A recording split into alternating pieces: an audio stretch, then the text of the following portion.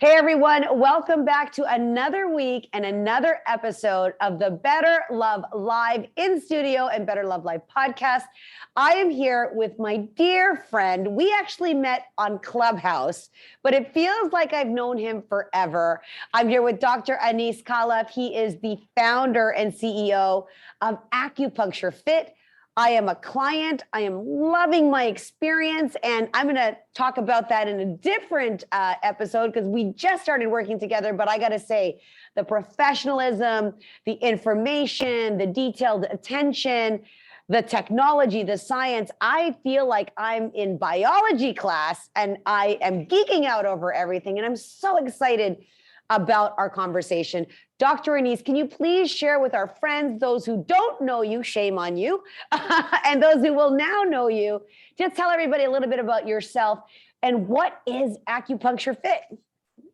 Oh my gosh, Carmelia, it is such a true honor and pleasure to be on here with you. I absolutely adore your heart. I adore your mission, to really help people with their relationships. Relationships are such a big aspect of our lifelong journey of health, of wellness, of happiness, right? So I'm just elated to be here, and thank you so much for inviting me on here today. So I just want to welcome myself. Hey everybody, my name is Dr. Anis, and really simply put, my life's mission is to teach people what is going on in their body and give them simple and personalized tips to improve their health. I'm the founder and CEO of Acupuncturefit and virtualtcm.com. My colleague, Dr. Josh Axe, and I, and you might know him from the Dr. Oz show or draxe.com, YouTube, Instagram, he's all over with millions of followers. Well, he and I create traditional Chinese medicine health plans to help people who suffer from infertility, addiction, gut and hormone imbalance, skin conditions, and even symptoms of the most severe terminal and rare cases. You can find me promoting these tips on our TikTok site at Acupuncturefit, where I just give these simple, fun, actionable tips to help improve your health. I love that. So how did you get interested? Like, when did you launch Acupuncturefit? How did you get interested? Had you always specialized in this wellness space? Tell me a little bit more about that journey and who should be coming to you? Yeah, absolutely. So, who should be coming to me is anyone who has been suffering with pain, suffering with, infertility, maybe even addiction. It's terminal, rare, and severe cases that have just been weighing down their life, right? Because that's my goal, is to just really help improve the quality of life of anyone who I interact with on so many levels. And I specifically help, high-powered, high-performance athletes and entrepreneurs improve their lives and integrate. That's a key word right now. That means combine ancient wisdom, 5,000 years of ancient wisdom with modern technology, right? To turn the focus away from the businessman onto the human with very individualized studies tailored to their health.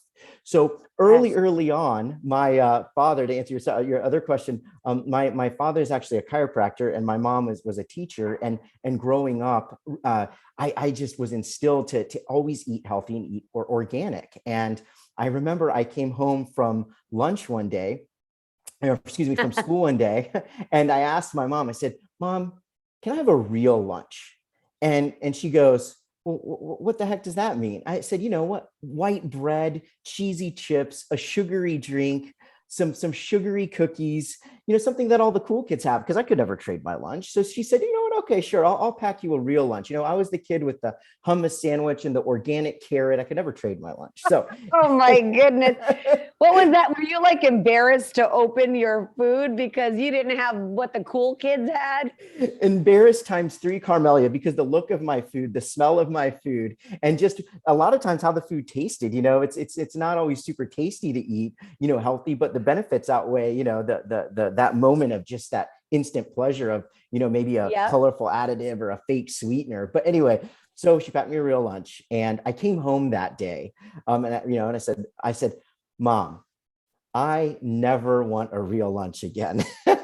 I felt so sick. Really? I felt so sick. Yeah. And that was my first really experience into, you are what you eat. And I firmly believe, as Hippocrates said, food is medicine. and food can have an effect on our body. And so that was early on my experience into how food impacts our health, food impacts our body. So fast forward to college, thanks college lifestyle and diet and the stressors of studying and a lot of partying. Oh, we good still? I can keep going. A lot of Yeah, okay. the audio on my side, I can't hear. So go ahead. Cool. You're fine. Let me know if you need me to repeat anything. So, okay, so cool. So No, you're yeah, good. so great. So yeah, fast forward to college. Like I said, thanks to the partying and the lifestyle and the college diet, I actually had some bleeding in my stool. And they found, I went right to the medical doctors, and I was, 22, 23 years old, and they found some benign, potentially precancerous polyps in my colon. And at such a young age, I was, just devastated with that news. So because my diagnosis was chronic, it was an acute emergent, I decided to look at a natural approach to helping this medicine. So, excuse me, to helping these symptoms. And I was led to a doctor of Oriental medicine. He was actually a retired orthopedic surgeon from China, who I went to, and he looked at me when I walked in there. And part of the diagnosis with traditional Chinese medicine is we look at the body, and this too, Carmelia, like we look at the tongue. You looked there. That was weird. He's like, open your mouth and show me your tongue. I'm like, ah. And he's like, you got this.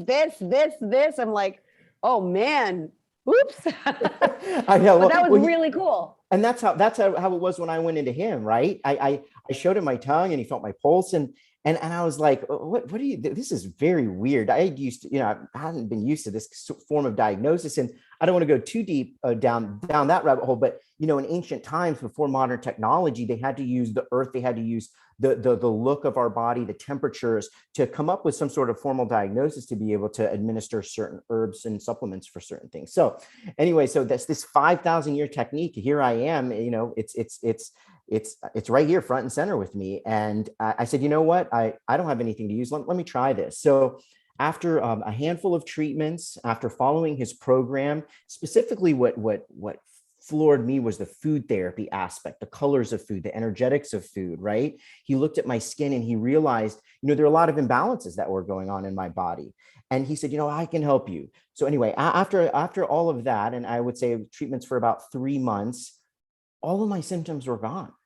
And I went back to the conventional medical doctor. They looked at me like I had two heads when I told them what I did, but everything was clear. I had a clean bill of health. So I went right back to that doctor. I said, you know what, sign me up for this. I am super excited, super motivated, because, my energy was back. My sleep was better, right? I was able to manage the stress that was coming at me. And that's a big thing, as if you're single, specifically listening to this, because what I love about Carmelia is she gives, single people these amazing actionable tips to help improve their relationship skills. So from a health level, I mean, the impact of health in dating is huge. It's so stressful. It's like a second job, right, Carm? Well, that's why they hire somebody else to outsource their love life, because there's a lot of stress associated with that. And that's why me, as a busy entrepreneur and busy mom and partner of like 3 kids, I'm outsourcing my health professional. I'm outsourcing my health advice to you and your team, because you're the expert, right? So I love this conversation. Yeah, it's such a win-win. And that's what I love about your heart, because that's what you look for in life in general, in your personal life, in your business. I see that even on Clubhouse when you speak, it's authentic through and through. And that's true key to healing. I firmly believe that clarity is one of, if not the greatest accelerators of health. And I'm sure that's the same thing with relationships, right? Getting clear on what your needs are when it comes to improving, sleep, energy, even diving into gut health, right? Butterflies in your stomach on a first date are very real, and they can affect our bodies, from a mental to a physical approach to health.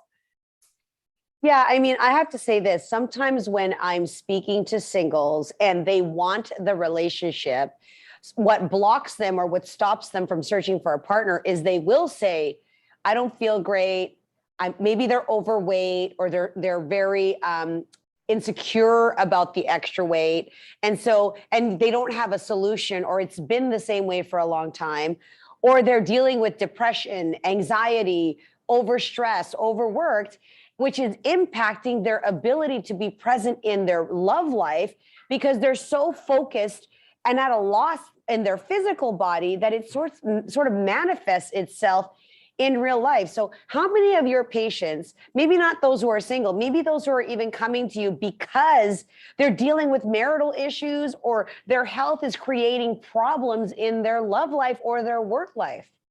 Yeah, that's a great question. I see a lot of both married entrepreneurs and single entrepreneurs. And, there are many health benefits of marriage if the marriage is in balance, right? Being in a Yes. safe, stable marriage can actually, studies show, help you live longer, reduce the risk of Yes. cardiovascular disease, and reduce stress levels, which have an impact on our physical health, right? Even for those with cancer, being in a healthy marriage seems to actually increase the risk of living longer. However, if you're unmarried and living with cancer, avoiding isolation and tapping into your network of family and friends can provide similar benefits. It truly is about relationships and healthy relationships, right? Now, there are downsides of marriage. Studies show that marriage can increase your chances of being obese.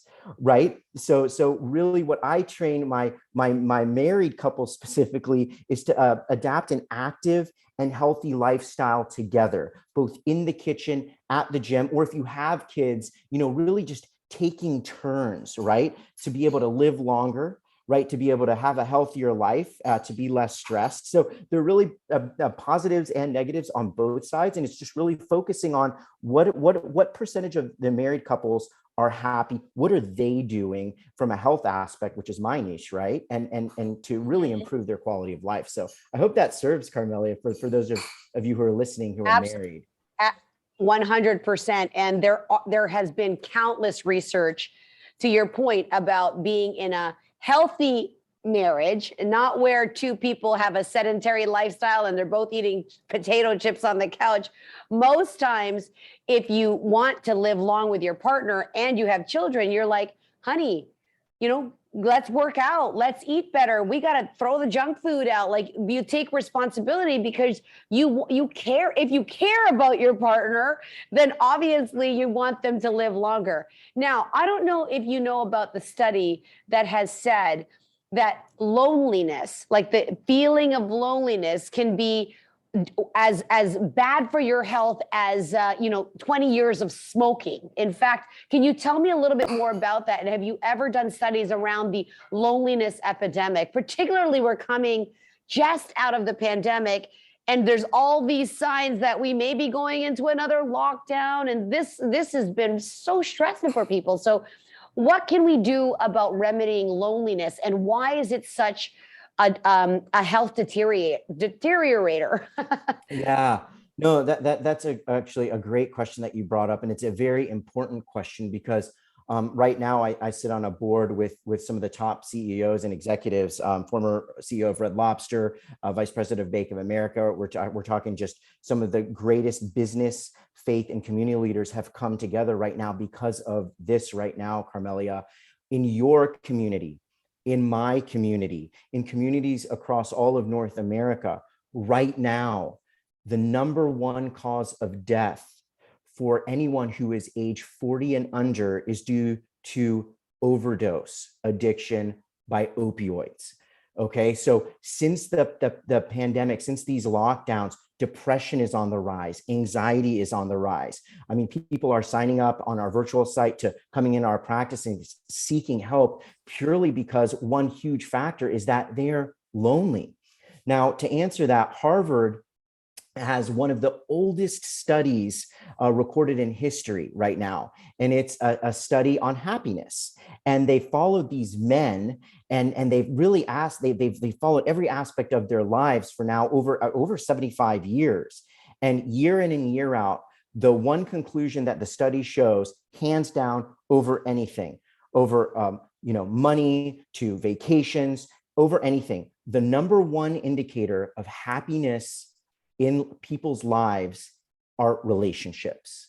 Relationships promote happiness, they promote health, they promote wellness, being together, right? And that's the beauty about Yes. technology right now in these lockdowns. Even right now, you're over there, I'm over here. We can still have a sort of a relationship. Now, my favorite relationships are belly to belly, person to person. However, cultivating some sort of communication is so key to our mental health, our physical health, and it strengthens all of the spiritual health as well. So hope that served an answer to your question, Carmelia. Oh yeah. I mean, and that's the reason why, in one way, I'm a love doctor, right? Doctor to heal the heart because of this loneliness epidemic. And of course, a lot of teenage deaths are related to teenage suicide. And many of those things is not being equipped to deal with the emotion and the pressure. So I'm really thankful that you're focused on helping people's health. Now, can you, for the benefit of our listeners, just walk through the process of coming to you as a client? I know I did a blood test, so can you tell everybody what that is? I'm waiting for my results. So can you share a little bit more about that? Oh yeah, And what does absolutely. what does that tell you? And do you do a unique approach for every person? Yeah, that's a great question. So what I offer is an individual approach to healthcare, to medicine, an individualized approach. And I firmly believe, and I can't stress this enough, in the integration of modern medicine, these amazing techniques that we have, from imaging to modern medicine to conventional medicine, with a natural approach to medicine, right? That marriage of 5,000 years with modern technology is huge. And actually, I'm a contributor to a book that was written by Dr. Josh Axe. And Carmelia, I'm definitely going to send you a copy. And it just came out last Please. year. Yeah. And it's called Ancient Remedies. And I believe that everyone can achieve optimal health by that integration of traditional Chinese medicine. So this is kind of how it looks in walking through a patient's life as I work with them, their journey. And in the book Ancient Remedies, Dr. Axe dives into our technique and how traditional Chinese medicine is really going to help heal the world. And this is what I talk about on TikTok, because here's the thing: modern technology has created an industry with food that is very grim. Food that is fake, food that is highly processed, has high amounts of sugar in it, right? And Americans, and specifically even in Canada, North America, we're consuming these processed foods that are making us very, very sick. So that's one way. And then the first aspect that we look at when a patient comes to us, right? So what happens is we jump on a call and I go over really what are your foods that you're eating, right? What are the number one symptoms that are happening in your life right now that could be a factor from eating the wrong types of foods? So here's the really cool thing, Carmelia. Animals in the jungle eat either up top or down low, right? There's so many types of animals. So a giraffe eats up high and a lion eats down low. And with Yeah. modern technology, these diets have been switched, right, for us as humans. So in traditional Chinese medicine, the ancient practitioners were able to just study humans and say, oh, one human has one body type, another human has another body type, or what we call an element type.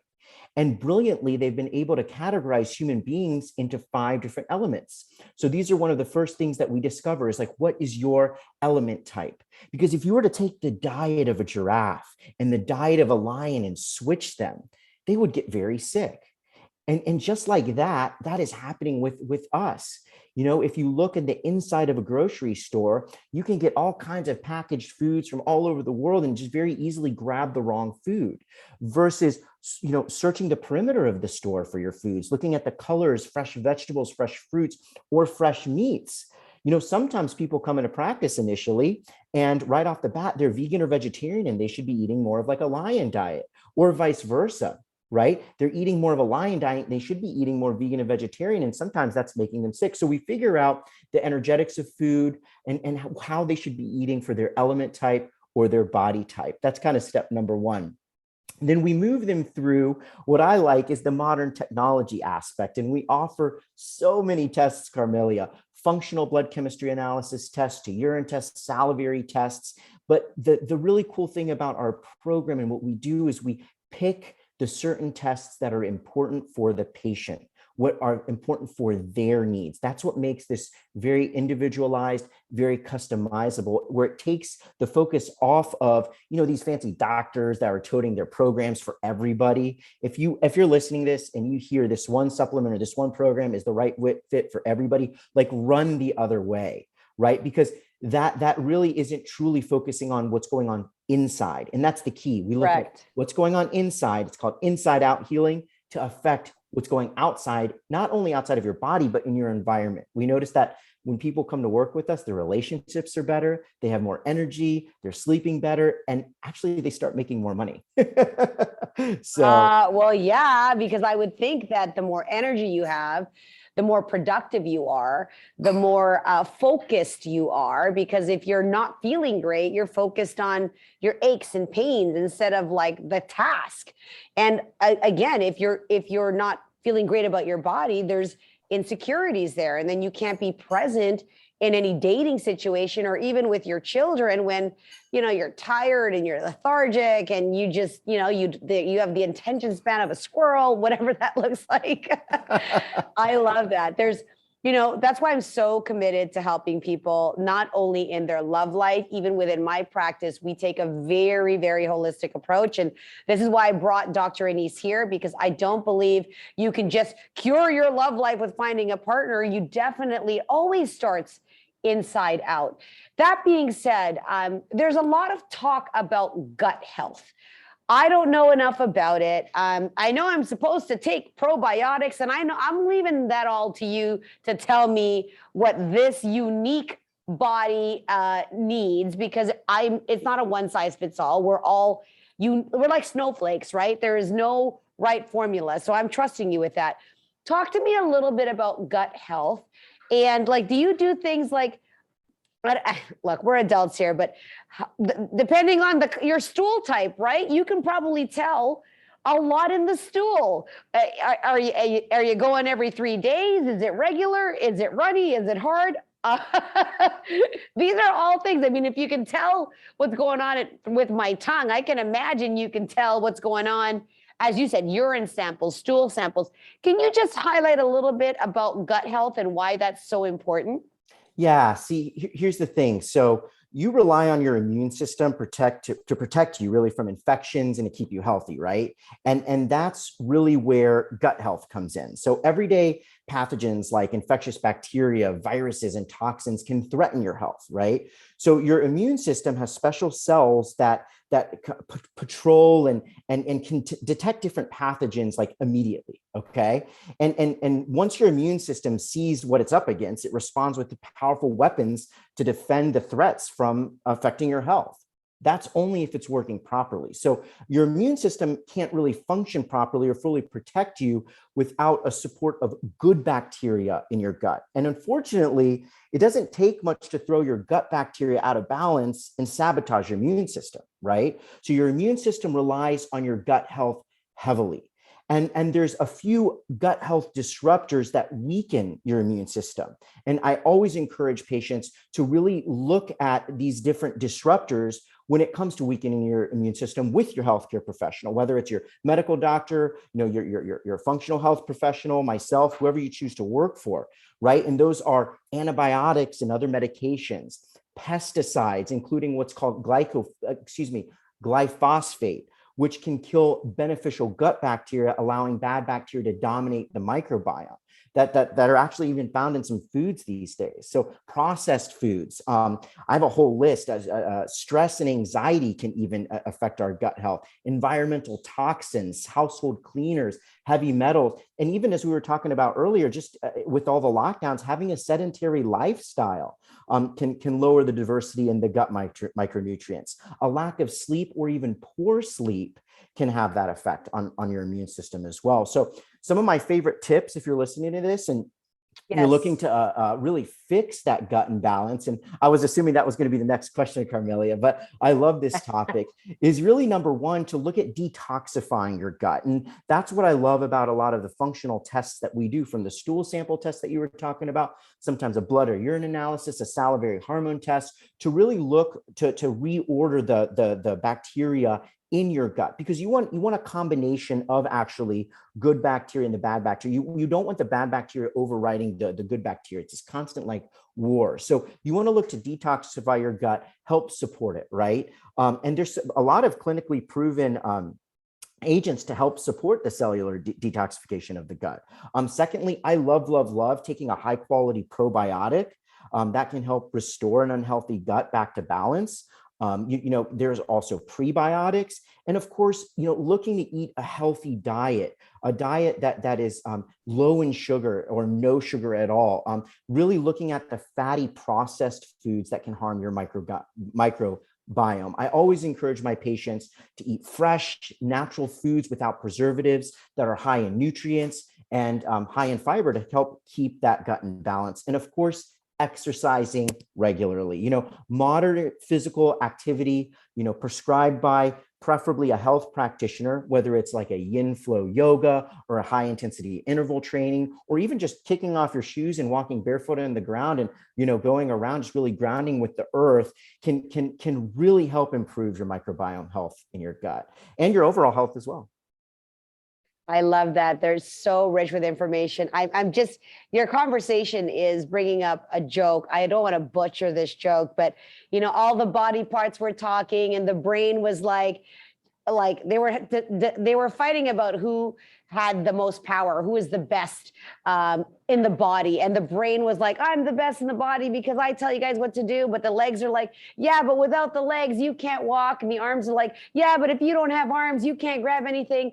And then what happened? I think the butt stopped working, right? And so the brain got foggy, the legs wouldn't move, the stomach cramped, like everything broke down and like, okay, you just... So it was all about the gut, right? I think the word poop had somewhere to do in there, but it's true. When I've ever had real gut pain, and I think whenever I've been sick, I had salmonella poisoning one time. Oh, wow. I thought I was going to die. And it made me think, oh my God, I never, ever want to feel this way. So I really love that. Now, for the people who haven't really focused on nutrition, and I know you give a highly personalized solution for people. What are maybe 3 things that we can do in terms of nutrition or ingestion of things that we are being mindful of to help us feel more energy and to help us to start, putting better things in our body? What are 3 things that we can do that come to mind right now? Oh my gosh, I love this question. Okay, first and foremost, right out of the gates, I highly recommend across the board to stop drinking icy cold drinks. If you look at the ancient practitioners and even in the Asian cultures, I had an icy cold drink in here. Well, and that's why it's my favorite, but you got to tell me why. Yeah, no, that's a great question. And I struggled with this in school. And I have a Listen, you're the doctor. I'm going to listen to you. Yeah. Oh gosh. And doctor actually in Greek just means teacher, right? So that's all I'm doing is I'm providing a path for you to get on, right? I'm not forcing this down you. So I want to cultivate this path. This is why we're down here, right? To get back on track. So one of 100%. My overarching tips from a traditional Chinese medicine point of view is to drink all of your liquids either room temperature or warm. Right. So if you think about it, like if you're in modern society, we will eat a hamburger or we'll eat a greasy pizza. And what do we suck it down with? Like an ice cold Coke, right? Or an ice cold beer, right? That just combination. Way to clog the arteries. Yeah, well, exactly. So here's the thing. And the incidences of GI cancers, gut cancers, severe cases, are just through the roof, and the quality of our healthcare right now is just super low. So in Chinese medicine, the theory is that, and if you think about this from a logical perspective, if you take like a liquid butter, right, and you put it in the fridge, what happens to it, Carmelia? It hardens. Right, exactly. So we're eating this greasy burger. We're drinking, we're eating this pizza, and then we're washing it down with like ice cold. So what ice cold does to our body is it shocks our stomach. The energy of the stomach to be able to digest and excrete nutrients from the food and move it, into our digestive tract, through our digestive tract, is through warmth. And if we're constantly feeding our stomach with this ice cold along with the food, it slows down the digestive process according to traditional Chinese medicine theory. So this is why we recommend drinking. Actually, it's best not to drink anything at all when we eat. But if you have to drink something, small sips of something warm, or room temperatures, a lot, it helps our stomach digest the food, because it needs that warmth, right? And so it allows for a better digestive process. So if you want to increase your gut health, that's one of my best tips. And just listen to your body. How do you feel after you drink something icy cold? Does it kind of burn? Does it hurt? Versus like a nice tea. And I asked my teacher in school, Carmelia, about this. I was like, I can't get this because I love icy cold drinks. Like I'm working out and, I like, pizza and, beer. And she said, well, here's the thing. She goes, would you roll around in the snow naked? And I said, no, never. Would you roll around in the snow naked? Yeah, that's what she said. I know some people that would do that, but like most people won't. Right. Our bodies are like, no, don't do that to me. Well, then she goes, well, why would you do to the inside of your body what you wouldn't do to the outside of your body? So, yeah. So that's tip number one. A second tip that I'll leave you with is sleep. Okay. So sleep is so important on so many levels, for our body to be able to rest. You're saying all the things that I don't do enough of, like ice water, sleep, but this is so great. Well, these are small actionable tips that we've been conditioned to, like join the club, right? Like I grew up with some of these tips that I never knew that many. Well, is 6 hours, is it true that I can survive on 6 hours? Like, is it true? Like some people say, I only need 4 hours and take a power nap. Like what is optimal for the brain and the body? Like what is really optimal for brain and body? Yeah, that's a very, very, very good question. So ideally, and that answers the question, how much sleep do we need? Okay. So ideally, ideally, the National Sleep Foundation recommends the following amount of sleep for various age groups. So newborns require 14 to 17 hours of sleep. Infants, 12 to 15. And I can even send this out to you, Carmelia, if you want to send it to me. Yeah, please. I would love to post that. Absolutely. Toddlers, 11 to 14 hours. Preschoolers, 10 to 13 hours. School-aged kids, 9 to 11 hours. Teens, 8 to 10 hours. And adults, to answer your question, truly adults need to get 7 to 9 hours of sleep. And older adults, which I like to call seasoned adults, 7 to 8 hours of sleep. Okay. And there is another actual pandemic that's coming, epidemic within this pandemic, that is the overprescription of sleeping pills. People are becoming very, very addicted to sleeping pills. So if you know somebody that, is suffering from addiction, please send them our way. We've been helping a lot of people, not only with opioid addiction, but to sleeping pills. So that's really that sweet spot, Carmelia. Just because you sleep 10 hours, you can't really catch up on your sleep, because sleep is so important. It's so important to let our bodies rest. And this is kind of my pearl for you, is like sleep hygiene, or like how to sleep.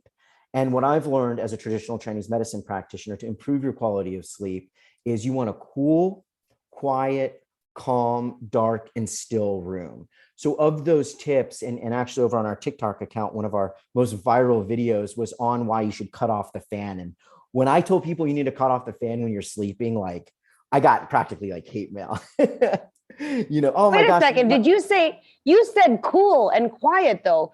And I like to I have my heavy weighted blanket, another comforter, because I'm freezing cold. Like I don't sleep well unless like my heater's on. Am I doing it wrong? Yeah, it's not that you're doing it wrong, is that there's a sort of a temperature imbalance going on in your body. Okay. Right? Could it be a lack of blood flow? Blood is very nourishing and warming. And those are some of the things that we look at in the functional tests to see how your circulation's, going. So that's why I say healing occurs inside out, right? So here's the thing with the fan specifically, and this blew my mind as well. So traditional Chinese medicine theory teaches that we should never have any wind blowing on us. because what's happening is our bodies can't truly rest. If there's a constant stimuli of wind blowing on us, what are our pores doing all night long? They're tight like this, and they're not able to just rest. So I recommend, if you're sleeping with a fan, cut it off. But if you want, you can have 1,000 tower. Oh, the hate mail's coming Here right it now. comes. The hate mail No, is but coming. that usually turns to love mail because people are finding that they're waking up more refreshed. And it's just such a crucial part of our health and healing. And just maybe some supplements, if you don't mind. I'd love to encourage people. Please. To really well, you gave, listen, I was concerned about deficiencies. I'm sure we all as a species are lacking something. I tend to have my personal diagnosis. I tend to have iron deficiencies. Now that could be, and I'm telling a little bit more to the audience that I want to, but some women have heavy menstrual cycles, right? And so they need to have like more iron. So for me, I tend to suffer from anemia, and that's why iron is low. So what are some supplements that you would recommend? And I'm happy to post those links here in the video because this will be going on everywhere. So tell us where we can go and what are you recommending? Yeah. So just right off the gate, in my opinion, the 12, I call it, best food sources of naturally occurring iron that can help prevent iron deficiency are foods such as liver. Okay. Not necessarily the most, wanted or sought after foods. Yeah, exactly. Specifically from beef. Okay. And getting about 4 ounces a day can be very, very good if you're not a vegan or vegetarian. White beans, lentils, spinach, chickpeas, kidney beans. Nourishing the kidneys in traditional Chinese medicine is so important when it comes to the menstrual side of treating women's conditions. And it's interesting that a kidney bean actually is in the shape of a kidney. Sardines, of course, organic grass-fed beef in general. Lamb, and even in as the holiday seasons approach, this is in a lot of baked goodies, a blackstrap molasses. Actually, 1 tablespoon of blackstrap molasses has 0.9 milligrams of iron, and also pumpkin seeds during this time, about a half a cup contains 1 milligram. So you know what? There's also too much iron in the body. Sorry, go ahead, Carmelia. No. I was going to think, have you heard of Manuka or Hanukkah honey or Manuka honey? Manuka honey? Yeah. Oh my gosh.